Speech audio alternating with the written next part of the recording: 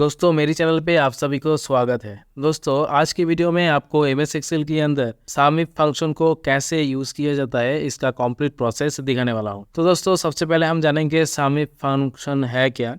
दोस्तों सम if formula एक ऐसा फंक्शन है, इसके साथ आप सिंगल क्राइटेरिया यूज़ करके अब सेल रेंज के अंदर वैल्यू को टोटल करने के लिए ये वाला फंक्शन यूज़ किया जाता है। तो आज के वीडियो में आपको सम इफ फार्मूला के साथ कुछ कंडीशन अप्लाई करके कैसे सेल रेंज के अंदर वैल्यू को टोटल किया जाता है इसका प्रोसेस दिखाने वाला हूँ। तो यहाँ पे देख सकते हैं मैंने एक टेबल डिजाइन करके रखा है और राइट साइड पे मैंने कुछ क्राइटेरिया लिया है। इन क्राइटेरिया की बेसिस पे आज हम सम इफ फंक्शन को अप्लाई करने वाले हैं। तो सबसे पहले हम पहला कंडीशन की ओर जाएंगे। तो यहाँ पे हमारी पहला कंडीशन है आइटम नेम। यहाँ पे मैं आइटम नेम की एक ड्रॉप डाउन लिस्ट पहले से ही तैयार करके रखा है। यहाँ से हम कोई भी एक आइटम को सिलेक्ट कर लेंगे, उसी आइटम का टोटल सेल्स यहाँ पे दिखाएगा।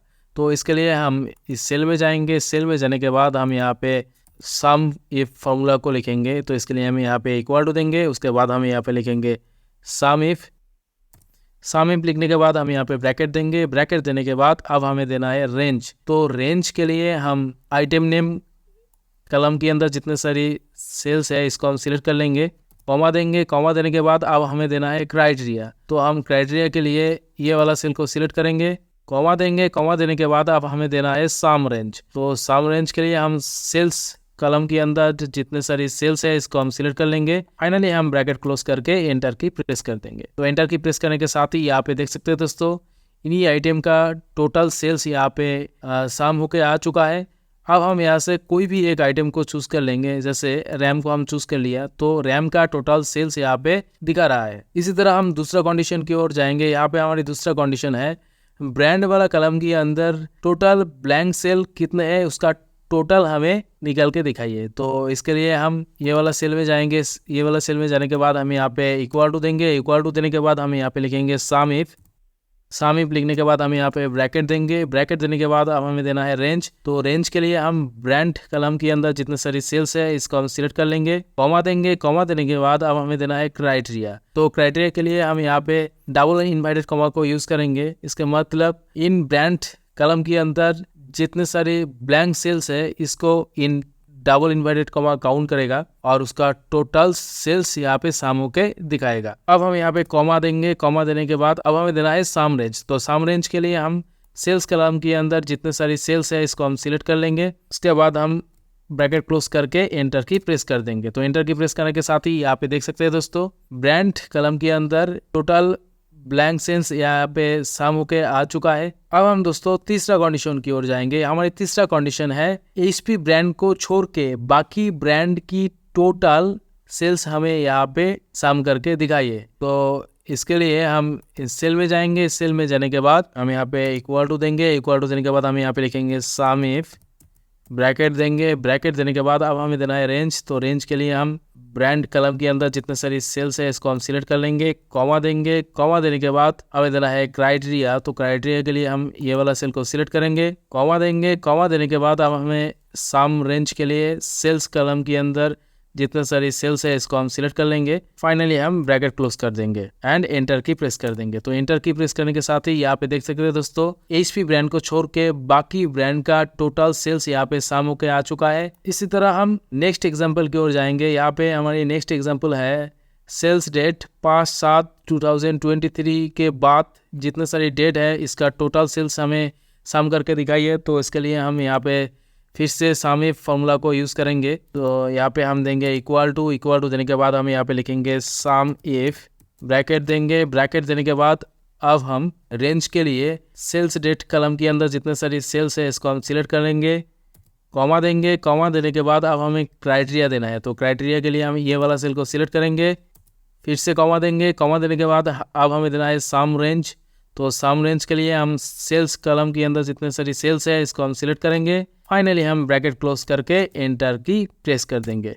तो यहाँ पे देख सकते हैं दोस्तों 5/7/2023 डेट के बाद जितने सारी डेट है इसका टोटल सेल्स यहाँ पे सम होके आ चुका है। अब हम दोस्तों इस कंडीशन को थोड़ा चेंज कर लेंगे। अब हम यहाँ पे इन डेट के आगे नॉट इक्वल टू साइन को ऐड कर देंगे। इसके मतलब 5/7/2023 डेट को छोड़ के बाकी डेट का टोटल सेल्स हमें यहाँ पे दिखाइए। तो यहाँ पे देख सकते हैं दोस्तों, 5/7/2023 डेट को छोड़ के बाकी डेट का टोटल यहाँ पे सामू के आ चुका है। हम थोड़ा यहाँ पे चेक कर लेंगे। 5/7 को छोड़ के बाकी सेल को हम सिलेक्ट कर लेते हैं।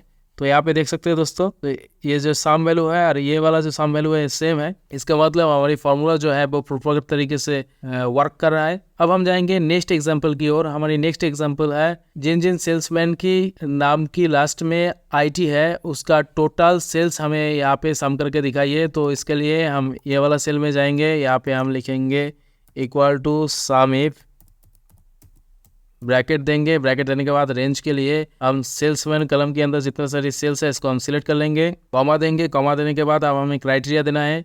तो क्राइटेरिया के लिए हम ये वाला सेल को सिलेक्ट करेंगे, कॉमा देंगे। कॉमा देने के बाद अब हमें देना है सम रेंज। तो इसके लिए हम सेल्स कलम के अंदर जितने सारी सेल्स है इसको हम सिलेक्ट करेंगे। फाइनली हम ब्रैकेट क्लोज करके एंटर की प्रेस कर देंगे।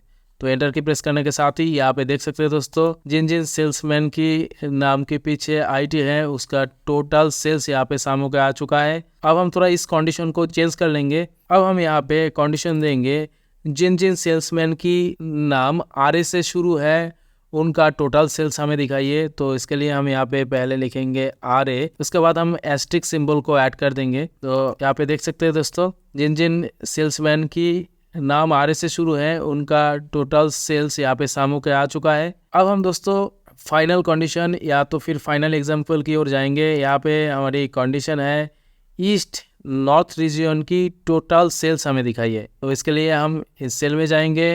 इस सेल में जाने के बाद हम यहाँ पे इक्वल टू देंगे। इक्वल टू देने के बाद हम यहाँ पे लिखेंगे सम इफ, ब्रैकेट देंगे। ब्रैकेट देने के बाद हमें देना है रेंज। तो रेंज के लिए हम रीजन वाला कलम के अंदर जितने सारी सेल्स है इसको हम सिलेक्ट करेंगे, कॉमा देंगे। कॉमा देने के बाद हम क्राइटेरिया के लिए पहला वाला क्राइटेरिया को सिलेक्ट करेंगे, कॉमा देंगे। कॉमा देने के बाद अब हमें देना है सम रेंज। तो सम रेंज के लिए हम सेल्स कलम के अंदर जितने सारी सेल्स है इसको हम सिलेक्ट करेंगे। अब हम ब्रैकेट क्लोज कर देंगे। अब हम प्लस सिंबल को ऐड करेंगे। उसके बाद हम फिर से सम इफ फॉर्मूला को लिखेंगे, क्योंकि इन दोनों क्राइटेरिया की टोटल सेल्स हम देखना चाहते हैं। तो इसके लिए हम फिर से सम इफ फॉर्मूला को यहाँ पे ऐड किया है। अब हम यहाँ पे रेंज के लिए फिर से रीजियन वाला कलम के अंदर जितने सारे सेल्स है इसको हम सिलेक्ट करेंगे, कॉमा देंगे। कॉमा देने के बाद हमें देना है क्राइटेरिया। तो क्राइटेरिया के लिए हम दूसरा सेल को सिलेक्ट करेंगे, नॉर्थ वाला सेल को, फिर से कॉमा देंगे। कॉमा देने के बाद अब हमें देना है सम रेंज। तो सम रेंज के लिए हम सेल्स कलम के अंदर जितने सारी सेल्स है इसको हम सिलेक्ट करेंगे। फाइनली हम ब्रैकेट क्लोज करके एंटर की प्रेस कर देंगे। तो एंटर की प्रेस करने के साथ ही यहाँ पे देख सकते हैं दोस्तों, ईस्ट एंड नॉर्थ रीजन की टोटल सेल्स यहाँ पे शाम होके आ चुका है। तो दोस्तों ये थी एक सिंपल सा प्रोसेस। इन प्रोसेस को फॉलो करके इजीली आप MS एक्सेल के अंदर सम इफ फंक्शन को अप्लाई कर सकते हो। तो आज के लिए इतना ही। अगर वीडियो आपको अच्छा लगे तो लाइक कर देना, और कोई भी क्वेरी है तो कमेंट सेक्शन में कमेंट कर देना, और चैनल पे नया है तो चैनल को सब्सक्राइब कर देना। Thank you.